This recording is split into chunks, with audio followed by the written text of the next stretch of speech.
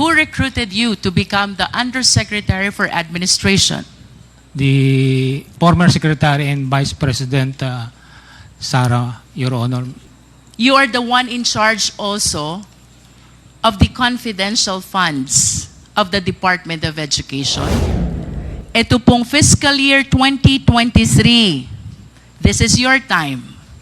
0% po ang accomplishment ng DepEd Computerization Program. Mayroon po kayong na-procure 44,638 ICT packages and DepEd.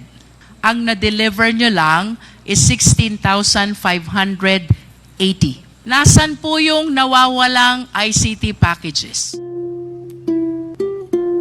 I wish to make a recap of what you said, General Mempin.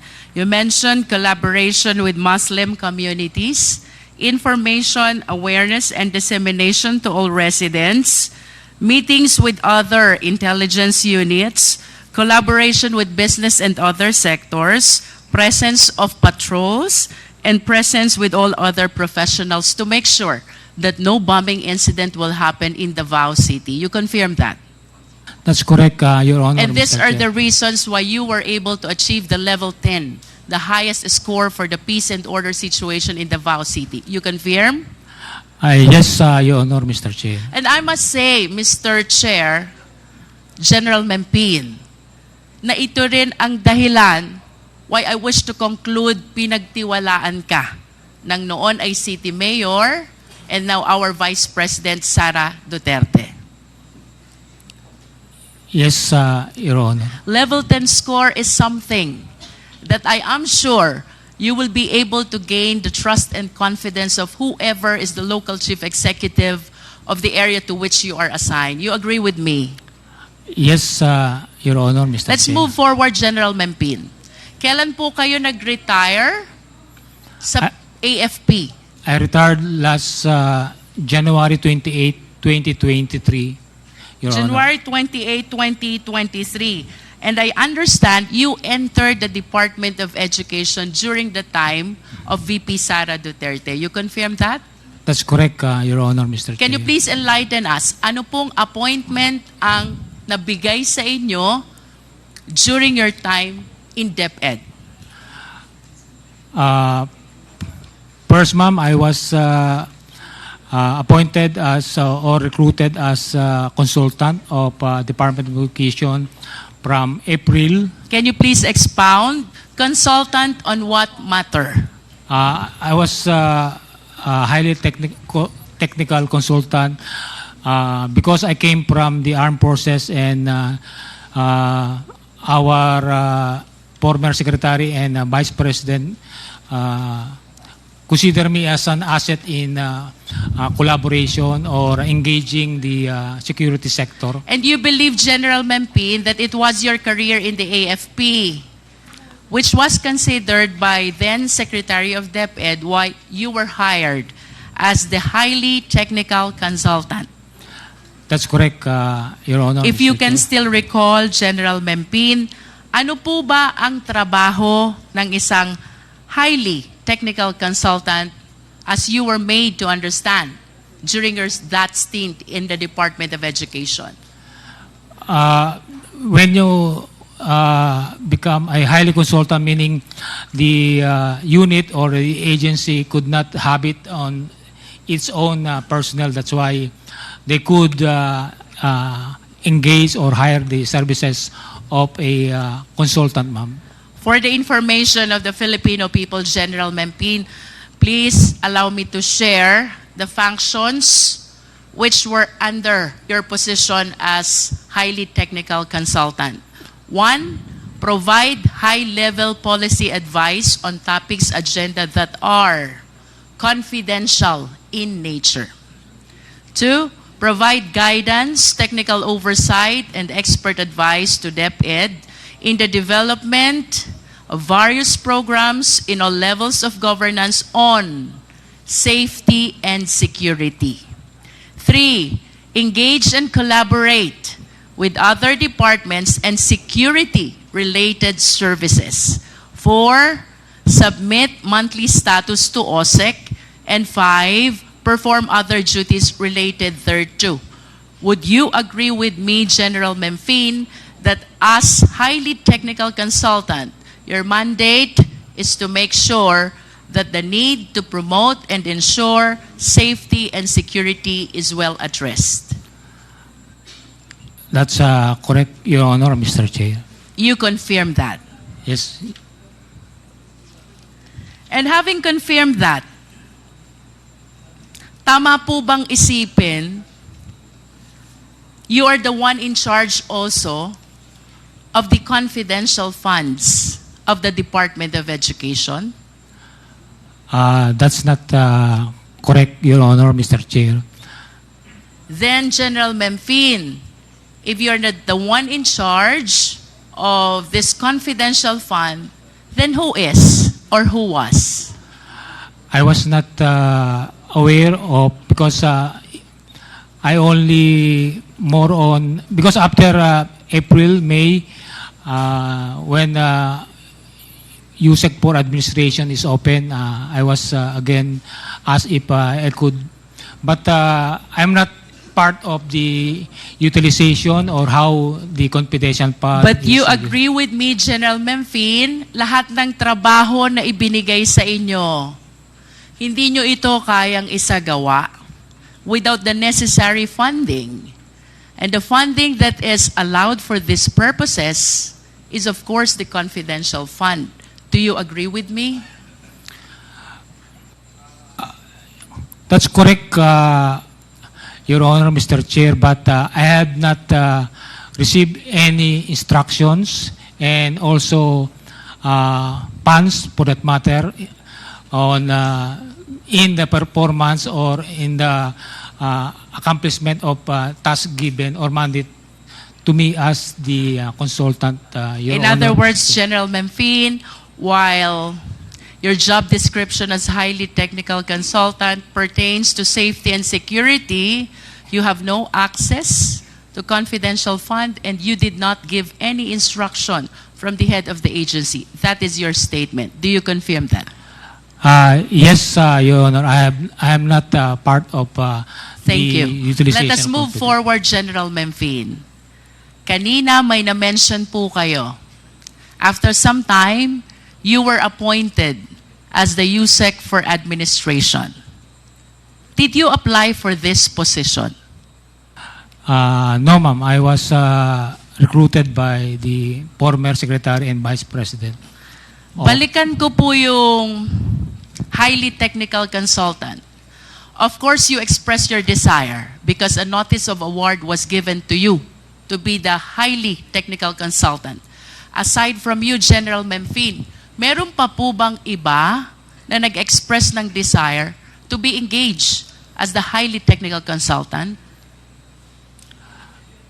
I'm not particularly aware of other consultant that express their willingness, but I do believe there are other consultant that the Office of the Secretary has tapped. I understand.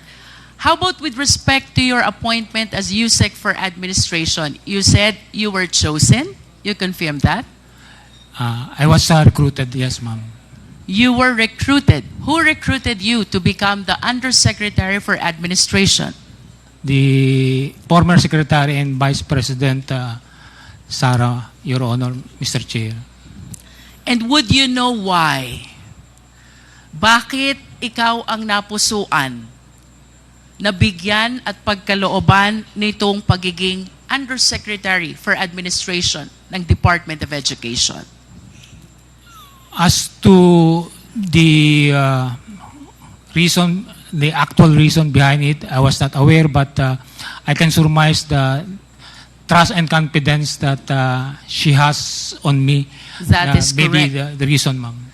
The trust and confidence that you were able to establish as head of Task Force Davao in 2017 and being the one in charge of the 10th Infantry Division in Regions 11, 12, and 13 were very significant, not only in your engagement as highly technical consultant, but in your appointment as well as Undersecretary for Administration of DepEd. We agree on that, General Memphine. Yes, Your Honor, Mr. Chair. As a matter of fact, to illustrate how the former Secretary trusted you, may I ask, are you aware of Department Order Number 78, General Memphine? Yes, ma'am. What is Department Order Number 78? It's about the procurement, ma'am. With all due respect, dito po sa Department Number 78, ibinibigay po ang mandato na pamunuan ang Department Computerization Program sa Program Director. You confirm this?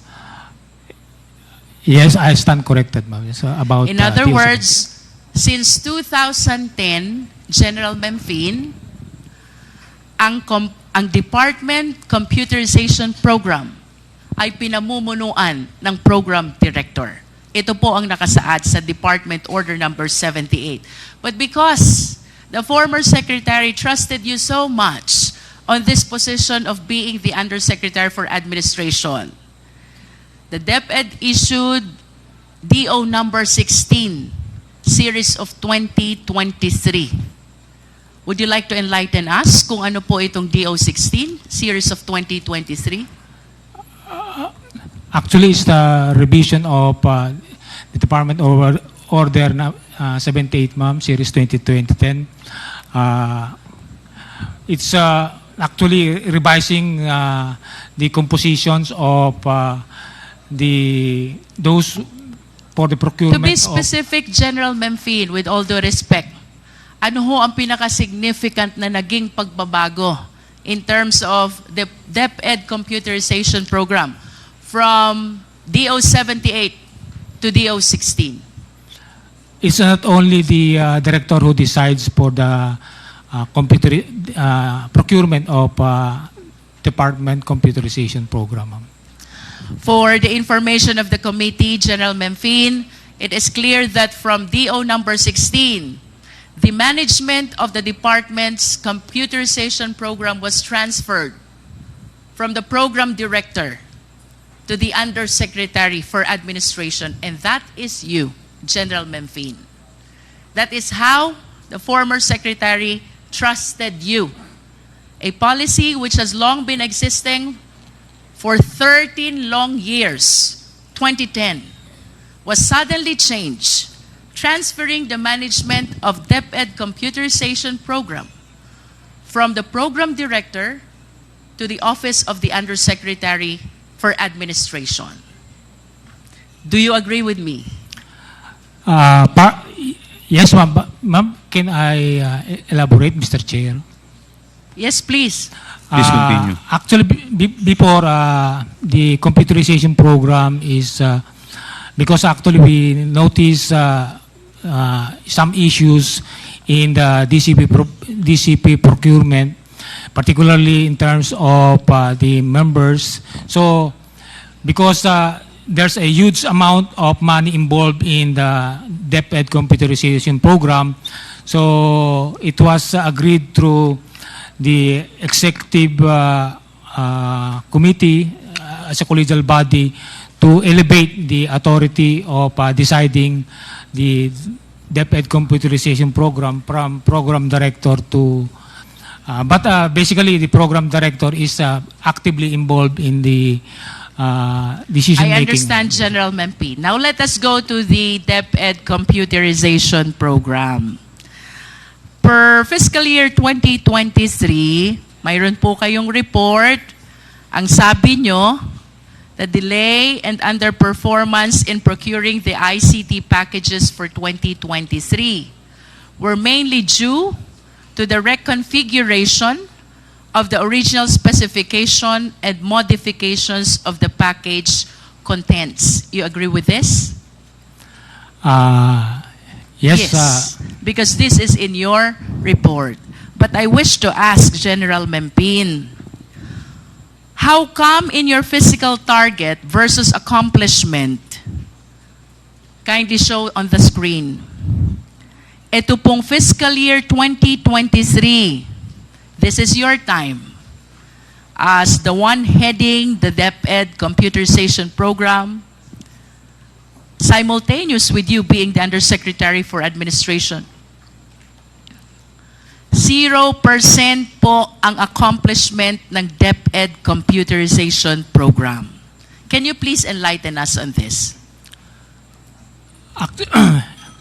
Actually, ma'am, nandito po yung director ng ICTS, but to give you insight on the performance, because ma'am, when we arrived in DepEd 2023, actually, it's still the 2022 DCP programs being processed because of the delay during the 2022 because of the change of the administration. So actually, ma'am, late 2023 na po na process completely yung May we know why, DCP. General Memphine? Of course, we understand from the records na yung 2023 budget, hindi nyo po na-utilize, and that is the reason kung bakit naka 0% ang accomplishment rate. May we know the reason why? Because of the partly of the procurement process, because it has to go to the Bids and Awards Committee, and the members of the Bids and Awards Committee is still hands in full in terms of the DCP 2022. But of course, you realize, General Memphine, the value of this DepEd computerization program with respect to the learning of the students who are supposedly relying on this. Tama po ba? That's correct, Your Honor, Mr. And to Chair. complete the picture, General Memphine, I wish to share to the committee, mayroon po kayong na-procure 44,638 ICT packages and DepEd packages sa taong 2022 and 2023. Ngunit ayon sa annual audit report ng COA, ang na-deliver nyo lang is 16,580. This is not even one half of what is supposed to be delivered. So to make it clear, General Memphine, na kapag procure po kayo ng 44,638 ICT packages, but per report of COA, ang delivered pa lang is 16,580, equivalent to 37% of the supposed accomplishment. Can you please explain this? Ma'am, Your Honor, Mr. Chair, if I may request the director of ICTS, because I was not already out of DepEd since July, so I'm not aware of the updates in terms of deliveries with regards, so that maybe General we Memphine, could have with a all good due respect, picture. the procurement happened in 2023. Yes, ma'am. Ibig sabihin, nabili na po ito. 44,638 ICT packages. You were still with DepEd. Yes, You ma'am, but resigned only last July 2024. Tama Yes, po ma'am. ba? From your perspective as Undersecretary for Administration and the one heading the DepEd computerization program, ano po ba naging appreciation nyo dito? Anong naging dahilan why you were way below the supposed accomplishment when in fact, ang dami nyo naman palang nabili? Or, if I may rephrase the question, nasan po yung nawawalang ICT packages? Your Honor, Mr. Chair,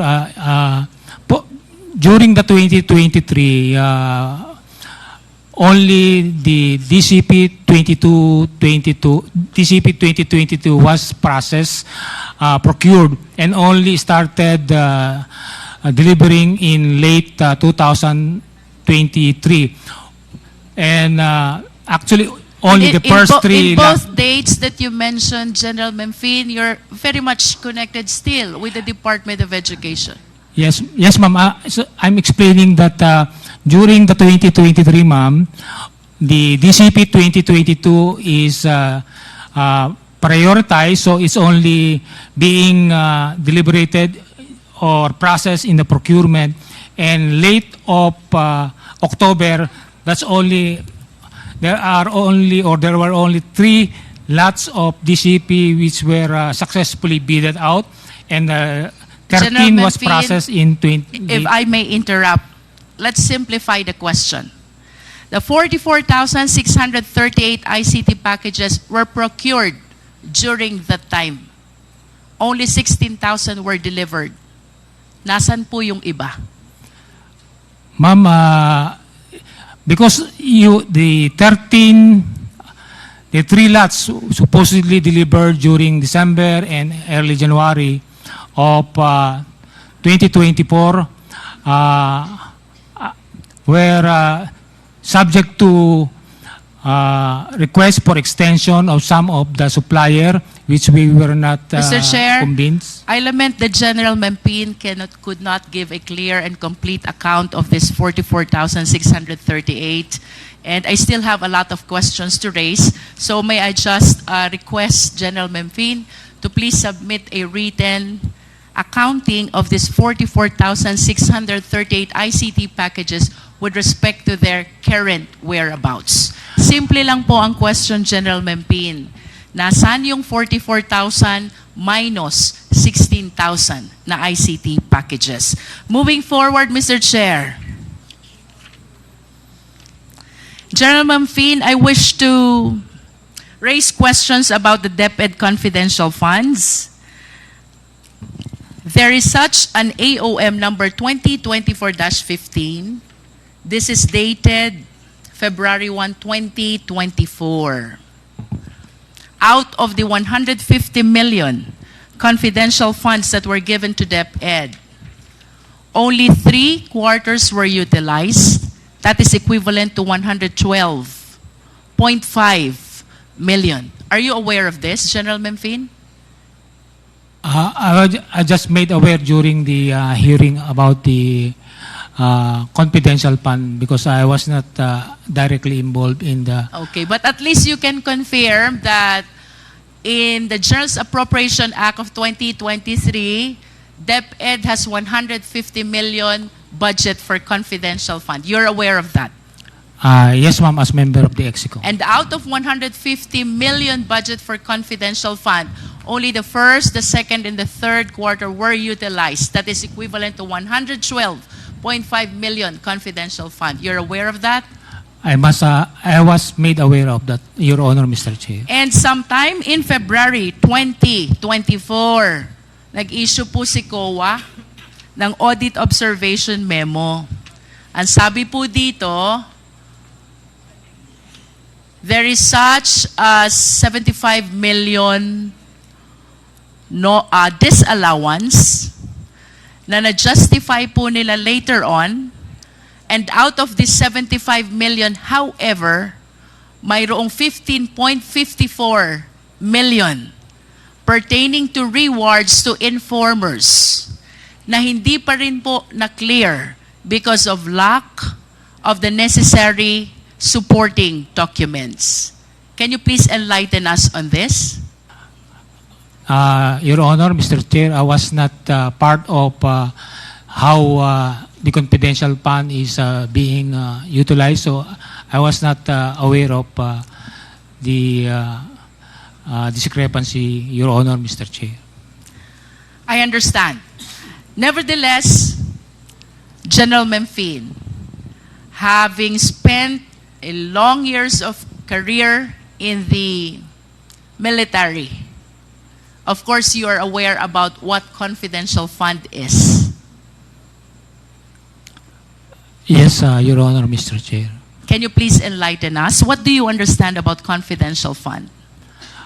Confidential funds are funds allocated for the certain units or organizations for its security, maybe and other in the furtherance of its mandate, particularly those who cannot be gathered through the regular means of acquiring, for example, information, ma'am. And how will you differentiate confidential fund from intelligence fund? Your Honor, Mr. Chair, in my opinion, intelligence fund are specifically have program being, although it's not being elaborated, but it has go to the programs of organization, for example, the law enforcement unit, the armed forces, and even the LGUs. While confidential fund has more on flexibility, but as we discussed, there is certain protocol SOPs being followed under the JMC 2015-01, ma'am. To recap what you said, General Memphis, and please agree with me if I am correct, no? Both have a purpose of addressing the safety and security of the nation. Tama po ba? Yes, Your Honor. However, confidential fund is given to civilian offices. Tama? Yes, Your Honor. While intelligence fund is given to military offices. Tama po ba? Military and other law enforcement Yes. units, ma'am. In other words, they have the same purpose, confidential and intelligence fund. That is to take care of the national safety and security. However, magkaibang opisina ang gumagamit. Kapag confidential fund, it is given to civilian offices, at kapag intelligence fund, military and like what you said, law enforcement offices. Tama, General Mempin? Yes, Your Honor, Mr. Chair. But we have to share also that under Republic Act 7160, the Local Government Code, the LGUs are given confidential fund as well. They're authorized to have and utilize confidential fund. You must be aware of this because for the longest period of time, nandun po kayo sa Davao, and I understand like any other LGUs, nag-utilize din sila ng kanilang confidential fund. You agree with me? I don't have the exact information, but I do believe they have. They are using confidential funds in furtherance of their mandate in respective LGUs, ma'am. Remind lang po natin, Mr. Chair, because this was flashed already in the previous hearings. Ito po yung, should I say, escalation of confidential fund of the City of Davao, starting from 2016, 144 million. 2017, you were already the head of the Task Force Davao, 294 million. And then 2010, nandun na po kayo sa 10th Infantry Division. They have 420 million confidential fund in Davao City. And then 2018, and then 2019 to 2022, consistent na 460 million confidential fund. Napakalaki po nito, General Memphis. Puntahan ko po yung 2017, 294 million. You were the head of Task Force Davao. Pwede po bang malaman how you appreciate the utilization of the 294 million confidential fund?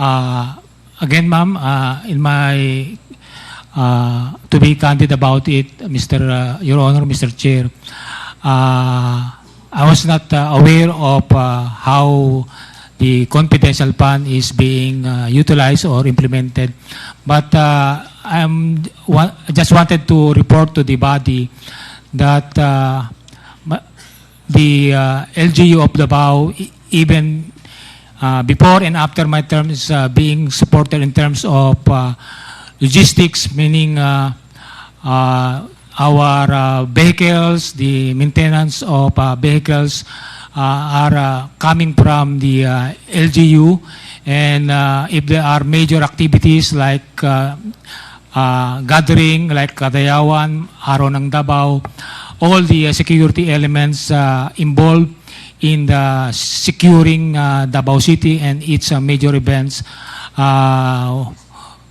The LGU is providing support in terms of meals and logistics, meaning fuel to our vehicles, ma'am. In other words, General Memphine, all the activities that you raised earlier, collaboration with the Muslim communities, information dissemination, meetings with other intelligence units, collaboration with different sectors, presence of patrols, and coordination with other professionals. These are the activities which were supported by that 294 million in 2017.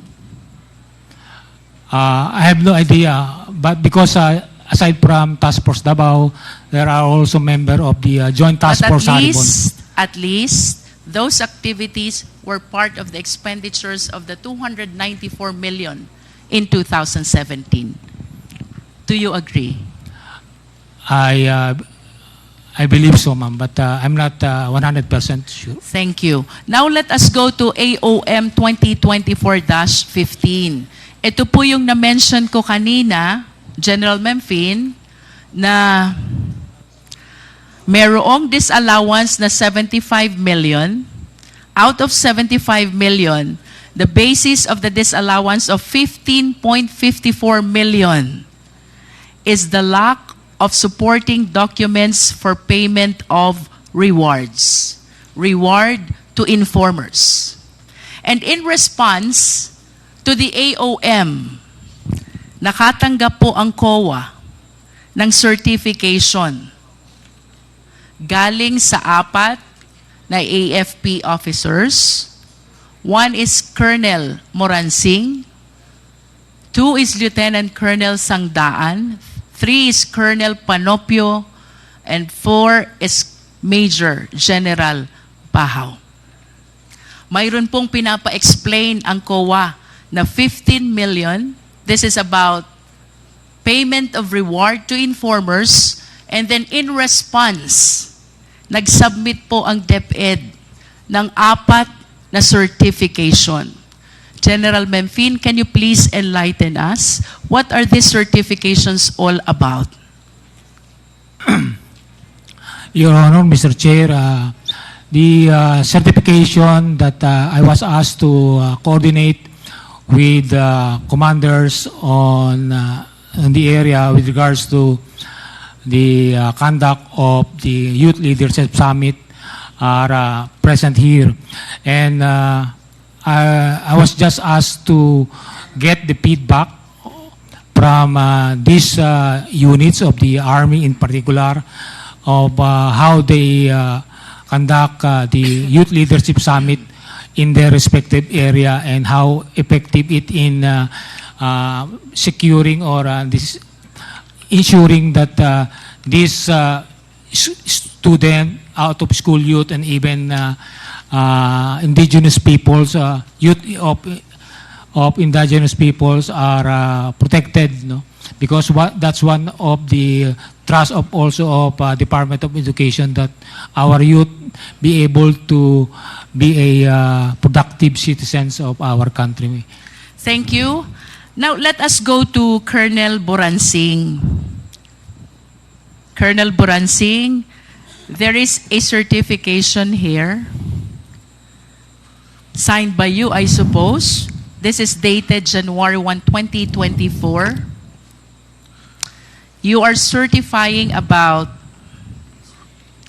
the 8 activities for the Youth Leadership Summit with 531 participants, as well as information education campaign with 53 activities and 9,428 participants. Do you confirm this? Colonel Boransing, you are recognized. Thank you, Mr. Chair. I confirm that, Mr. Chair. I observe that the certification is addressed to whom it may concern. And then at the end of the body, it says, for the commander. Kanino ho ba talaga naka-address itong certification na ito, Colonel? If I may, Mr. Chair, I'd like to explain about the certification. Please continue, Yes, Colonel this, Boranding. Our job, the First Infantry Division covers the whole of Zamboanga Peninsula and both Lanao provinces. Mr. Chair, with all due respect, Colonel, Yes, I was. I have a limited time, so kindly give a responsive answer to the questions that are being raised. Ang tanong ko po, Colonel, kanino ho ba naka-address itong certification? Sa taas po, to whom it may concern. Sa baba, for the commander. Yes, Mr. Chair, this was asked by the DepEd, and this is our standard format for May all. we know who in particular in DepEd asked for this certification? USEC Mempin. USEC Mempin. Yes, Mr. Chair. And that is the standard certification because of our multi-stakeholder activities on the ground, a lot of other agencies ask for certifications. Like, for instance, during the Youth Leadership Summits, we get a lot of lecturers from other agencies, and they ask certifications. So this is our standard certifications we issued to all agencies who ask for it. So- Colonel, you mentioned about the Youth Leadership Summit. Yes, Can you Mr. please name some of your resource speakers during this time? Yes, Mr. Chair. First of all, we have on criminality, we have resource persons from the Philippine National Police. Can you please name names? Yes, we usually have the chief of police of the municipality. Please be specific, Colonel. Okay, ma'am. So the ones that conducted the Youth Leadership Summit, ma'am, are line units, infantry battalions under us. So we Kindly have, give names, please. yes, the chief of police. For example, Mr. Chair, if I may, the Youth Leadership Summit, August 7 to 9 August 2023, conducted in Barangay Poblacion, Madaya, Maging Lanao del Sur. Mr. Chair, there are 8 Youth Leadership Summit, so at the very least, I'm expecting 8 names who were the resource speakers during that time. Yes, ma'am. If I may continue to read it, ma'am, it's in the report. Kindly limit the answer, Please Colonel, continue, to the Colonel. question. So Boransing. we have the municipal mayor of Masio, Lanao del Sur. We have also. Do you have the date also? Can you please cite the date also? Yes, ma'am. As I earlier said. Date of YLS and then the resource speaker. Yes, ma'am. As I earlier said, this one is August 7 to 9, 2023. The venue was in Maging, Lanao del Sur. So we have Staff Sergeant Bacquiao, Lieutenant Colonel Miondas. We have Private De La Rosa, Lieutenant Colonel So how Siag. many resource speakers do you have for every Youth Leadership Summit?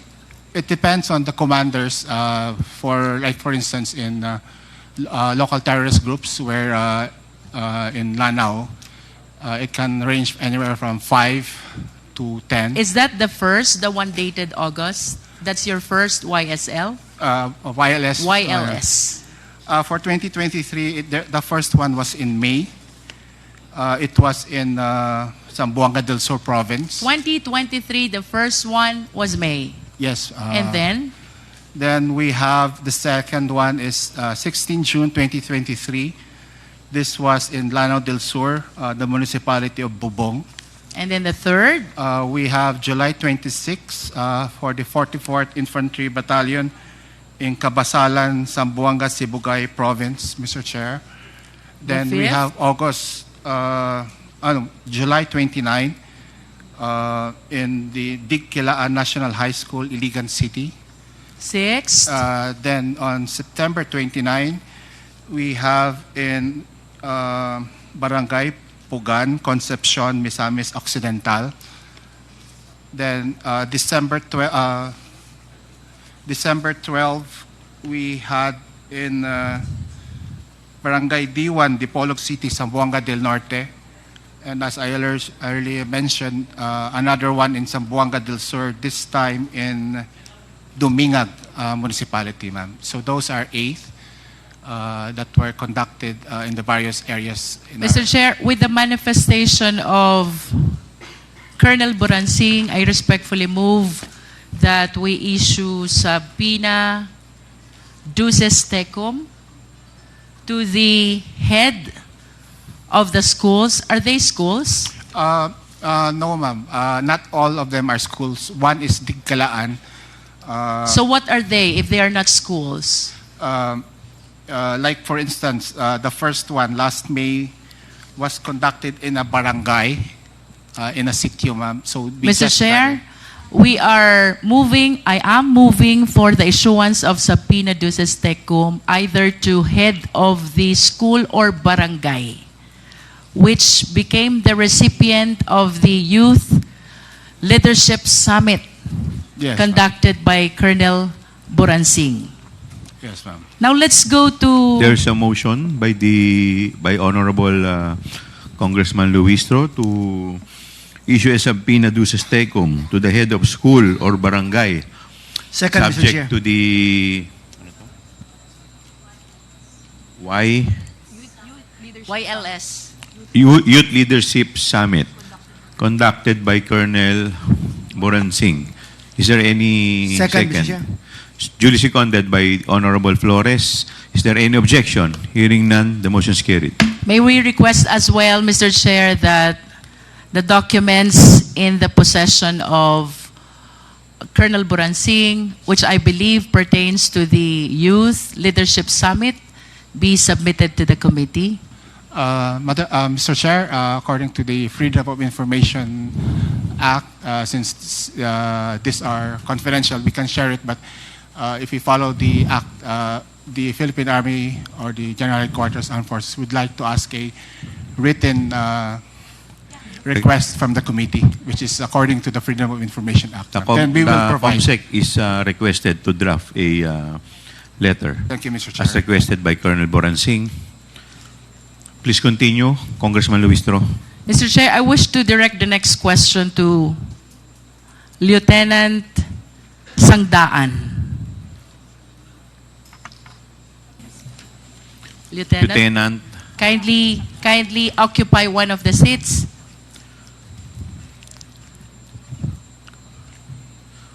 Have you taken your oath, Lieutenant? Yes, Mr. Chair. Thank you.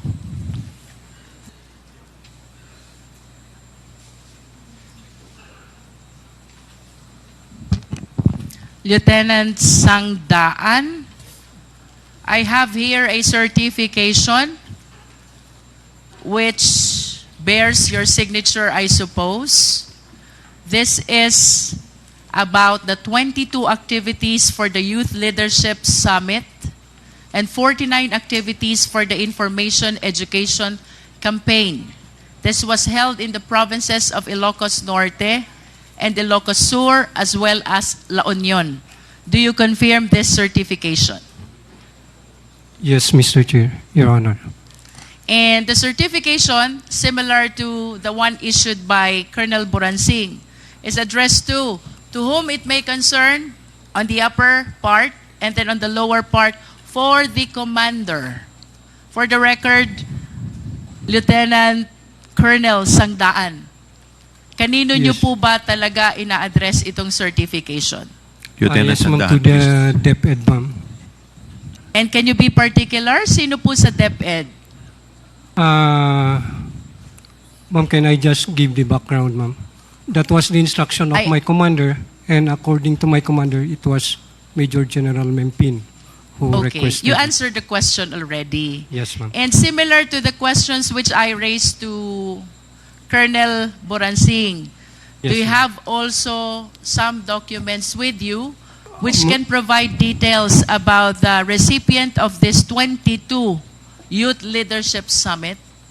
Ma'am, right now, ma'am, I don't have the documents because I am no longer with the 5th Infantry Division, ma'am. I'm already reassigned to GHQ. But I assure you, ma'am, that You can There are produce. documents. You in can VP Philippines. produce. Yes, ma'am. Okay. May I just state for the record, Mr. Chair, that Lieutenant Colonel Sangdaan manifested his commitment to submit the document about the 22 activities for Youth Leadership Summit. Yes, ma'am. Just like what Colonel Buransing have said a while ago, ma'am. I think it's much better for the Yes, we Secretary. will. Yes, We will, ma'am. Lieutenant Colonel. Yes, What is The important, manifestation Lieutenant of Colonel? Colonel Sangdahan for the committee to write a letter. Yun po ba yung gusto ninyo? Yes, ma'am. Yes, Okay. sir. Yes, sir. Yes, The Mr. Chair. COMSEC is directed to please write a letter requesting for the documents as requested by Congresswoman Luistro. Noted, Please, Your Honor. please continue, Congresswoman Luistro. But at least, Lieutenant Colonel Sangdaan, can you name some of those 22 activities? Yung naaalala nyo lang po, because this is quite a lot compared to the one which Colonel Buransing had. He had only 8. You had 22. Ma'am, actually, these YLS were conducted by the line units of the 5th Infantry Division, sir. Ma'am, just like the 501st Brigade, the 5th CMO Battalion, and other infantry battalions in the area, ma'am. As to the specific of which, ma'am, hindi ko na ma-remember, ma'am. You mentioned which infantry division conducted this? 5th Infantry Division. Saan po ba kayo kasama? Sa 5th po ba? 5th Infantry Division, ma'am, as a staff of the 5th Infantry Division, ma'am. As one of the staff of the Yes, 5th yes. Infantry Division. But I suppose that since you were the one who certified, you're supposed to have a personal knowledge of what happened. We base it on our records, ma'am, on our tabulated records. Do you intend to tell us, Lieutenant Colonel, that you were not the one who actually conducted this Youth Leadership Summit? Yes, ma'am. The line units, ma'am, were the one who conducted those activities. If it is not you, then who? The different battalions, ma'am. For example, ma'am, the 77th IB, the 5th CMO Battalion, Bakit po kayo ang nag-issue ng certification? we have the tabulated data, ma'am. Yes, I understand. But for one to be able to issue a certification, dapat alam nyo. Dapat may knowledge kayo. Yes, ma'am. As a matter of fact, this is an inquiry in aid of legislation. You were sworn in before we started the hearing, and this will elevate the status of being a sworn certification already. Yes, ma'am. Bakit po kayo nag-issue ng certification kung wala kayong personal knowledge? Nag-certify kayo, may 22 Youth Leadership Summit, tapos hindi nyo po ito personally nalalaman. Is that what you wanted to say? We have personal knowledge, ma'am, because we have it in our data, ma'am, that the different line units... You are aware of the data only, Oh, sir, that are but different... not of the occurrence. Magkaiba po yun. Ganon din, ma'am, sa occurrence niya, ma'am. You are That aware of the occurrence as well. Yes, ma'am, that it was really conducted. Okay, balikan po ulit natin yung question ko. Name some of the Youth Leadership Summit that you conducted, if you are aware of the occurrence.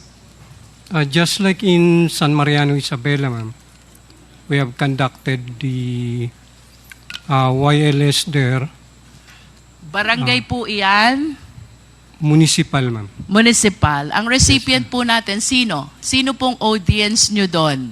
Sino pong participants? The youth from the municipality of San Mariano, there were participants from the students in San Mariano, and even out-of-school youth. Okay. Any Yes, ma'am. other?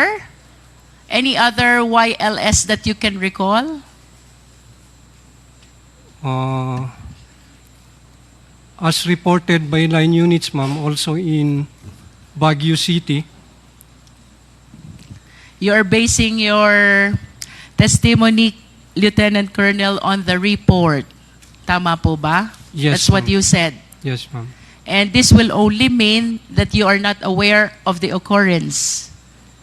If the statement that you're giving to us is based on the report and not on the personal knowledge of the occurrence, then you have no personal knowledge of how it happened. I'm aware, ma'am, that it You was are really aware of the conducted. data, you Yes, are ma'am. aware that it happened, but you were not personally there. Yes, yes. You ma'am. did not participate. Yes, ma'am. We only provided some speakers as requested by the concerned unit. How about this 22 that you mentioned in your certification? Ito ba na-attendan mo lahat? No, ma'am. Honestly, ma'am, no. Ilan out of 22 ang na-attendan mo, Lieutenant Colonel? I think only in San Mariano, ma'am. Only in San Mariano? Ma'am, can I give a background on... Kawa, may I just make a manifestation? How can you validate an accomplishment report with a certification? The signatory has no personal knowledge of what happened. Lieutenant Colonel was able to attend only 1 out of 22 Youth Leadership Summit. And this is okay with COA? I'm sorry, but I do not understand. Colonel Buransing, if I may call you again, yun pong 8, ilan ang na-attendan nyo doon? Colonel Boransing.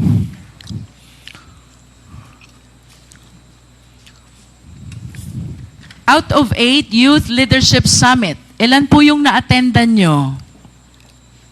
Colonel Boransing, you're recognized. Yes, Mr. Chair. I was only able to attend one. So that means that you have no personal knowledge as well I have of all the 8 Youth Leadership Summit that happened. I have personal knowledge of this, ma'am.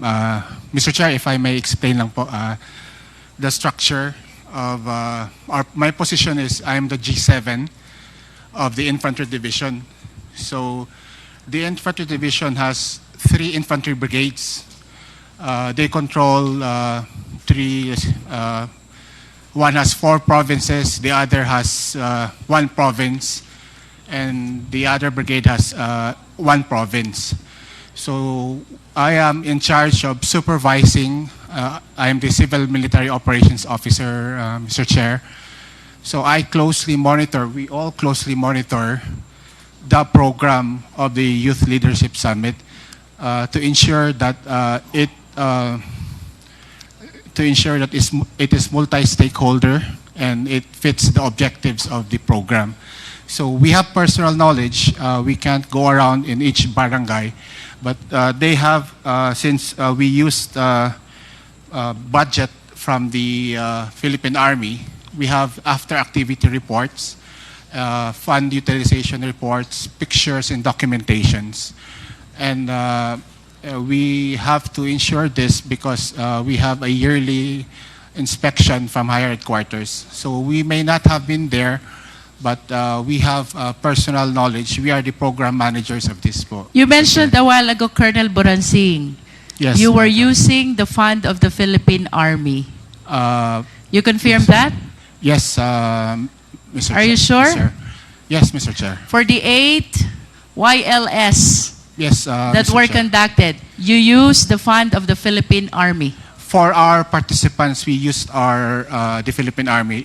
For the students, they used the local government unit funds, Mr. Chair. Okay, that is clear. Mr. Chair, I just wish to manifest the statement of Colonel Boransing that during the Youth Leadership Summit, for the military, they are using their military fund, and for the children or the youth, they are using the LGU fund.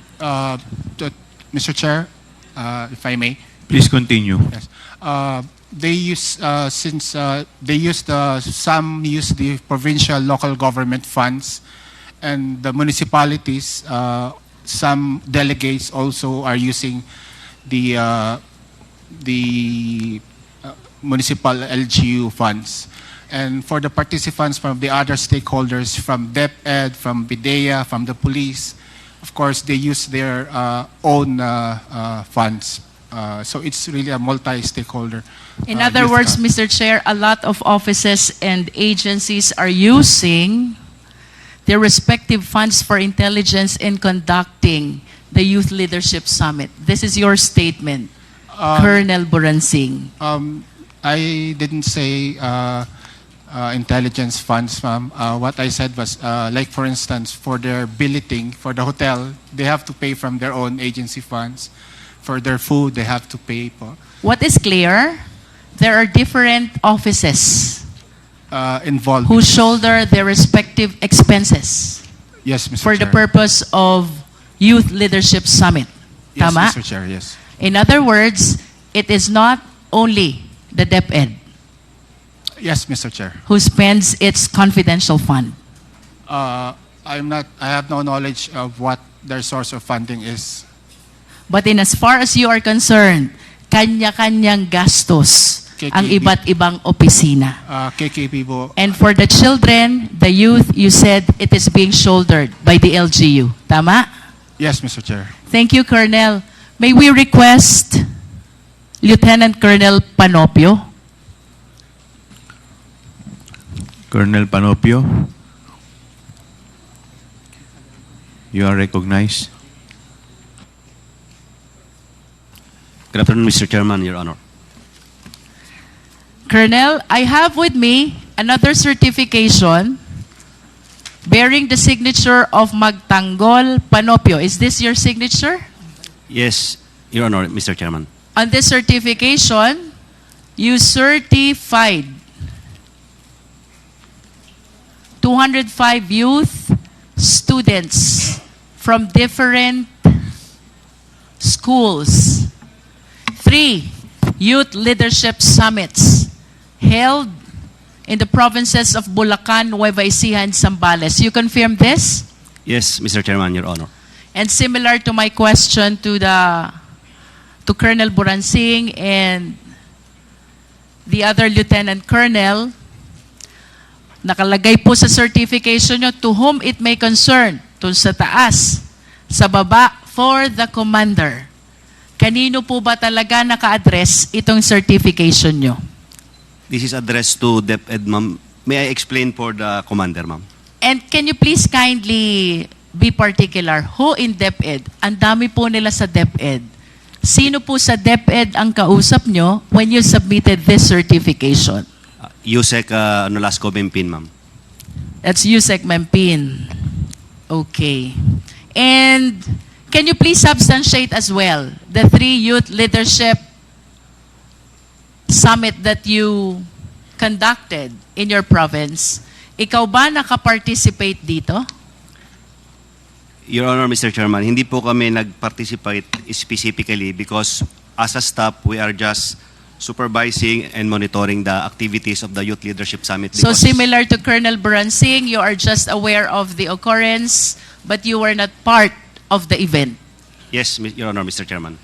And with respect to the expenditures for similar programs, would you confirm the statement of Colonel Buransing na Yes, ang Your mga Honor. opisinang participants ay kanya-kanya ng gastos? Yes, Your Honor, Mr. Chairman. And with respect to the participating children and students thereat, tama po ba yung sinabi ni Colonel Buransing, LGU ang sumusuporta sa expenses nila? Yes, Your Honor, Mr. Chairman. Are you sure? Yes, Your Honor, Mr. Chairman.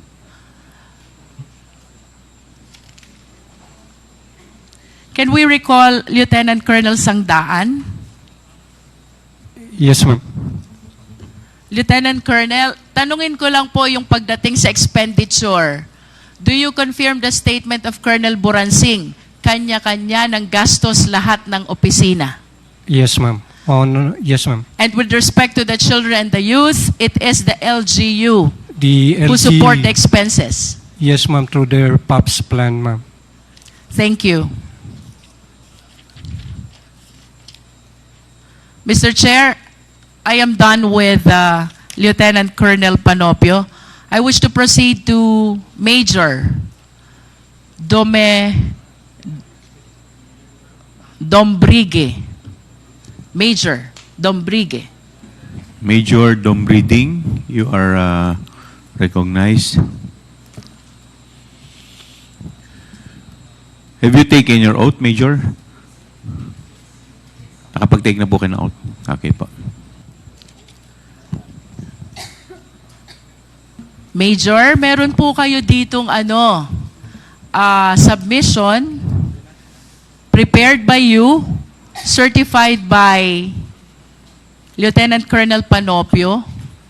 This is about the Joint 7th Infantry Division DepEd Anti-Insurgency Campaign from January 1, 2023 to December 31, 2023.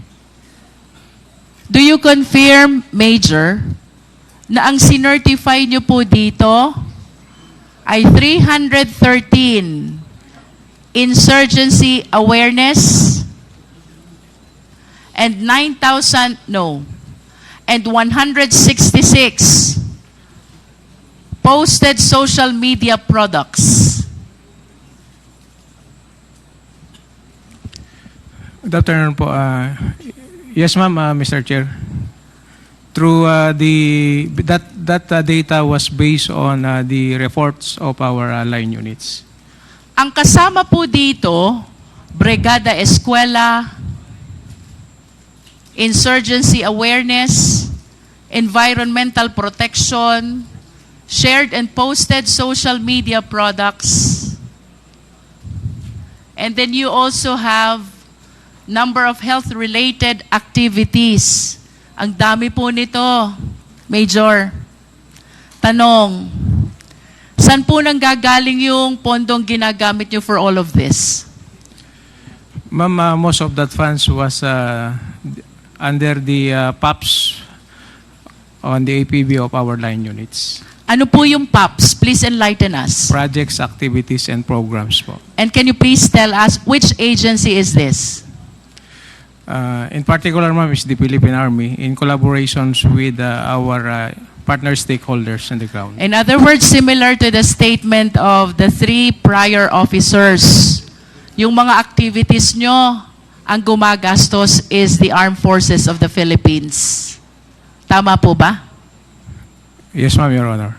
And as far as your counterpart is concerned, tama po? Opo, ma'am. At paano nyo po ba ginagawa itong anti-insurgency awareness?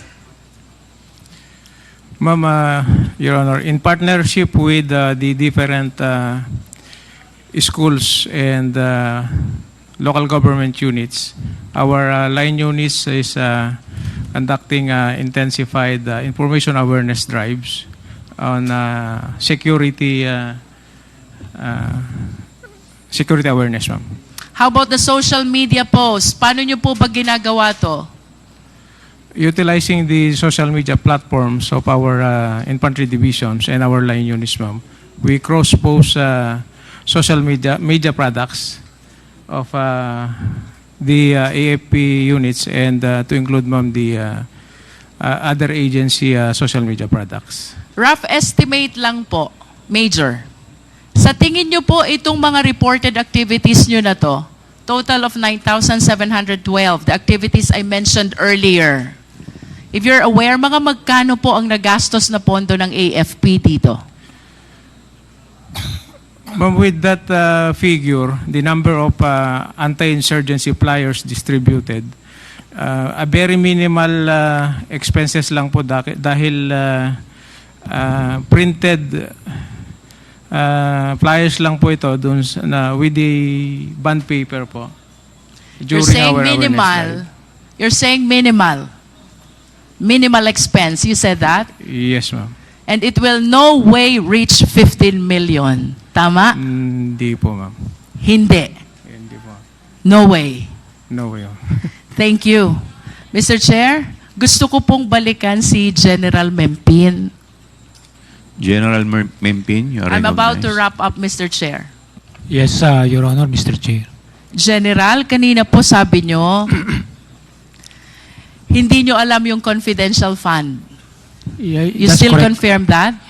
That's correct, Your Honor, Mr. But Chair. I hope you understand that the certifications which I confirm from the AFP officers, the 4 of them, pertains to the expenditure of 15 million taken from the confidential fund. And according to them, those certifications were required by you. Your Honor, Mr. Chair, actually I was asked by the officer of the Secretary to ask for certification coming from these units. But it is clear to them or even to me that no funds are involved, meaning no funds released to these units. What the Office of the Secretary is wanted to know is the product or the result of the collaboration of various stakeholders, including DepEd, with regards to our youth. So it is clear, ma'am, that DepEd has not released any single centavo to the conduct of wireless to the units mentioned, ma'am, Your Honor, and Mr. Chair. If you are saying, General Mempin, na walang nirelease na pondo ang DepEd dito po sa Youth Leadership Summits, saan po ginastos yung 15 million? That's, Your Honor, Mr. Chair, that was, I was not aware of it because the task given to me is just to coordinate because to be candid about it, the commanders of Colonel Buransing, Colonel Panopio, and Lieutenant Colonel Sangdaan are my former colleagues or classmates in the Philippine Military Academy.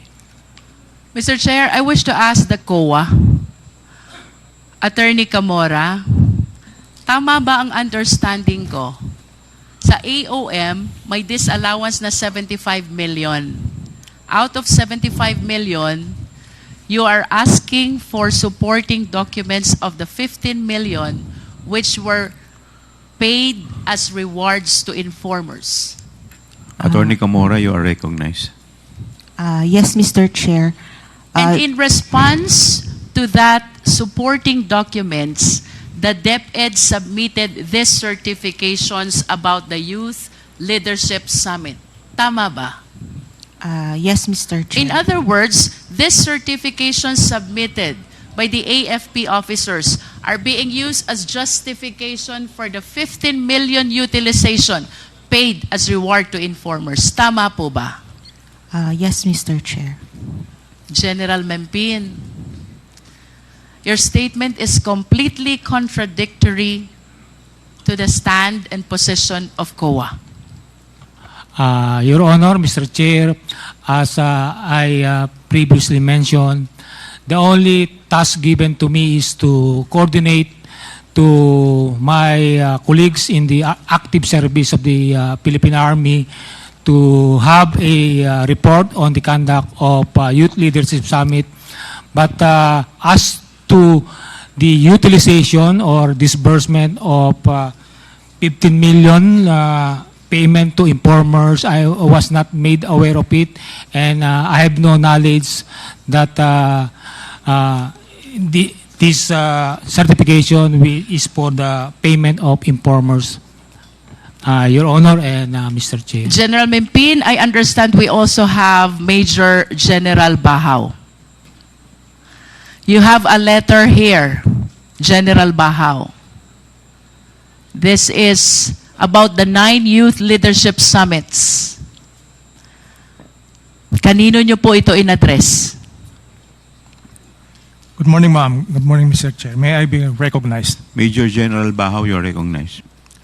Thank you, Mr. Chair. Ma'am, I addressed the letter to Yusek Nolasco Mempin po, updating him of the YLS conducted in my division then.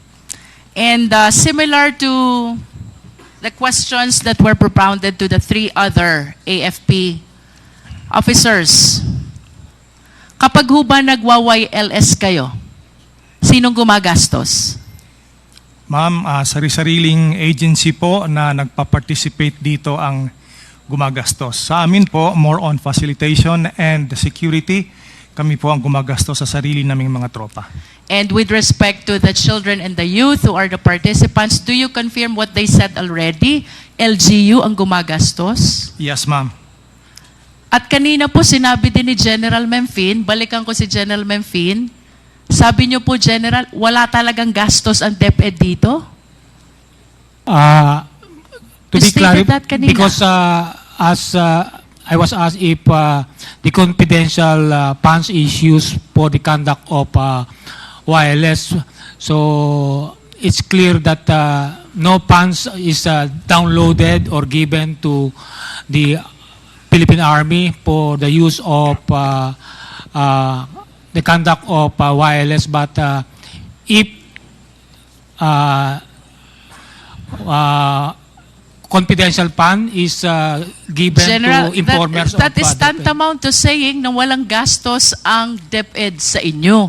When you said that they did not or DepEd did not download any fund to the military. Tama? That's correct, Your So, Honor. and what you wanted Mr. to say, walang ginastos ang DepEd sa taga-military when it comes to the Youth Leadership Summit. Do you confirm that? That's, I confirm that's correct, Your Honor, Mr. Chair. Mr. Chair, I am very much surprised, but let me wrap up and make this manifestation before I yield to the other members of the committee. While we believe that these certifications were submitted to justify the 15 million that were allegedly paid as reward to informers, now all the officers from the AFP, that includes General Memphine, the USEC for Administration, are stating that the DepEd did not utilize any of its confidential fund in support of the Youth Leadership Summit.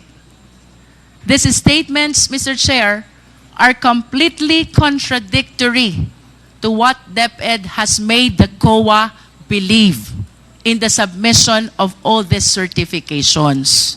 Mr. Chair, to proceed, let us all be reminded, ito pong confidential fund na ito, pera ng taong bayan. We, all of us, are accountable to the Filipino citizens. Public office is a public trust. We should be accountable to the people at all times. And I do not understand why these people who are supposed to explain the 15 million is totally unaware of the same, because they are saying that they never use the DepEd fund and what they use is the fund of the AFP. While we understand, Mr. Chair, that confidential fund by its nature is not encouraged to be scrutinized, there is nothing under the law that prohibits the same as well. There are important observations, Mr. Chair. Number one, among all civilian agencies, DepEd is one of the very few with confidential fund. Two, DepEd had this confidential fund only in 2023 and never in prior time. Three, I hope we can show also that while the DND, which has a mandate to address the national security, has 37 million confidential fund only, the Department of National Defense has 37 million. The DepEd, which mandate does not include national security, has 150 million confidential fund. Mr. Chair, to continue, while the police, the AFP officers already denied this YLS, having been supported by DepEd, 15.54 million po ang amount that the DepEd is trying to justify in making use of the certifications that were submitted by the AFP. Number 5, Mr. Chair, prior to 2016, pag ang pinag-usapan po natin ay Youth Leadership Summit, it is the AFP who leads and they just coordinate with DepEd. But on the report that was given by COA, it seems to appear that the one leading the Youth Leadership Summit is the DepEd in coordination with AFP. Paligtad po ito. Number 6, Mr. Chair. I do not want to preempt any conclusion. However, Mr. Chair, General Mempin spent 2017 to 2023 of his AFP career in Davao City and Davao Region. During this time, the former president is the president and our vice president is the mayor. During those time, Mr. Chair, Davao City, while it is authorized to have and to utilize confidential fund, I believe has one of the highest confidential fund among the LGUs in the entire country. I hope the Secretariat can produce the data. I wish to ask Mr. Chair, ito bang lahat ng ito ay coincidences? Given this observation, let us all be reminded that the leeway that is being given to confidential fund is to be able to address a very important concern, and that is national security of the country. No more, no less. The procurement and the liquidation were made liberal in recognition of the significance of the purpose of the confidential fund. However, Mr. Chair, if there are glaring indications of irregularity already, as those that we have mentioned, plus the admission of the AFP, is it not that COA should address its mandate of making sure that all receipts and all expenditures are duly accounted for the Filipino people? Question number 1, since when has irregularity in confidential fund been happening? 2, what has COA done so far with respect to its accounting rules in order to address the irregularity?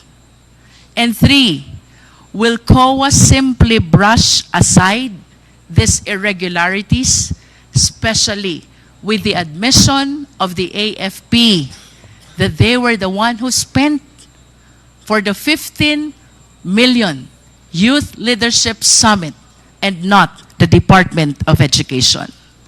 Let us remember, regardless of which office in the government we belong, public trust always carries accountability. To tone down the mood of our investigation at para mas maintindihan po ako ng mga tao, mayroon hong prominent na line sa pelikulang Star Wars. Ang sabi, comes with great power is great responsibility. If you translate this to constitutional language, let us all be reminded, public office is a public trust. The trust that is given to us by the people carries with it due accountability. Thank you, Mr. Chair. Thank you, Congresswoman Luistro.